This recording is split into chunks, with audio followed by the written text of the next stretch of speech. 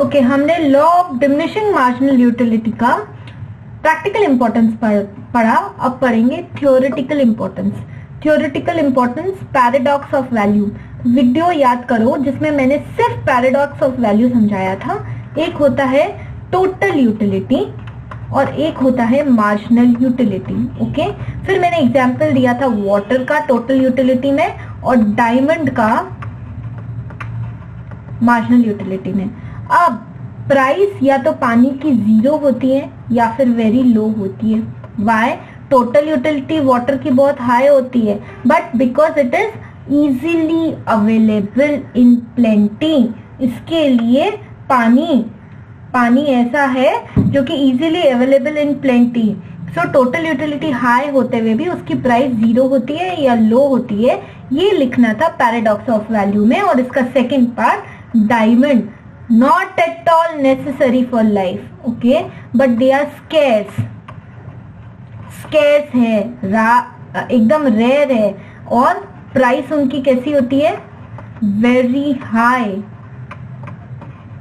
और इसलिए स्केर्स है, रेयर है और उसकी जो मार्जिनल यूटिलिटी होती है ना डायमंड की, वो बहुत ज्यादा होती है, इसलिए उसकी प्राइस भी ज्यादा होती है। This is paradox of value कि किसी चीज की वैल्यू ऑल्दो वो इतनी नेसेसरी है लाइफ के लिए पानी, तो भी पानी का वैल्यू या तो है ही नहीं, जीरो वैल्यू, मतलब जीरो प्राइस उसकी जीरो या बहुत लो, जबकि डायमंड बिल्कुल नेसेसरी नहीं है लाइफ के लिए, तो भी मार्जिनल यूटिलिटी इतनी हाई है, इसलिए प्राइस उसकी इतनी हाई है। ये लिखना था हमको पैराडॉक्स ऑफ वैल्यू में।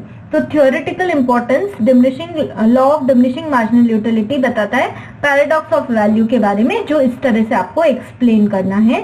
Second, basis of law of demand. It helps to explain why demand rises when price falls and vice वर्सा।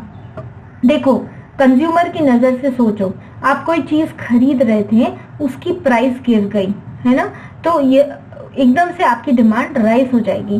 तो लॉ समझाता है, एक्सप्लेन करता है why demand rises when price falls and vice वर्सा। और यदि कोई चीज महंगी हो गई तो उसकी डिमांड गिर जाती है। Third, it shows that single want can be fully satisfied in more and more utils are consumed successively.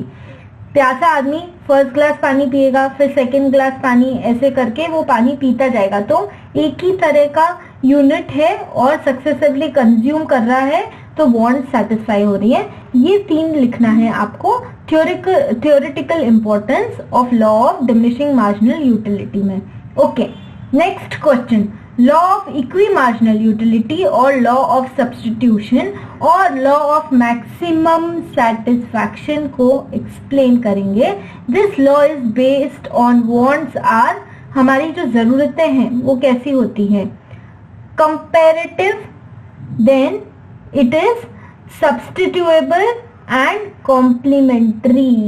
देखो, हमारी जरूरतें कैसी होती है, एक चीज को हम दूसरी चीज से कंपेयर करते हैं और फिर जो हमारी जरूरत में हमको जो ज्यादा यूटिलिटी देती है वो चीज हम खरीदते हैं। ओके, पालक या मेथी।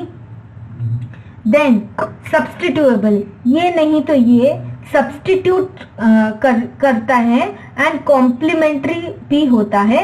ये जो तीनों वर्ड है ना, ये हम आगे के वीडियोस में, आगे के चैप्टर्स में अच्छे से पढ़ेंगे। अभी आप है ना लॉ ऑफ सब्स्टिट्यूशन में ये ध्यान रखो that law is based on wants are comparative, then substitute भी होती हैं wants and they are also complementary. इसमें आगे मैं एग्जांपल दूंगी कि यदि प्राइस ऑफ टी राइजेस तो स्विच ओवर कर जाते हैं कॉफी के ऊपर, राइट, ऐसा भी होता है। लेकिन कई चीजें होती है कि सॉल्ट का जैसे एग्जांपल लेंगे तो सॉल्ट तो खाने में चाहिए ही, तो प्राइस चाहे राइज भी करे वो तो उसकी डिमांड तो उतनी ही रहती है। ऐसे सब law of equi marginal utility was developed by doctor Alfred Marshall.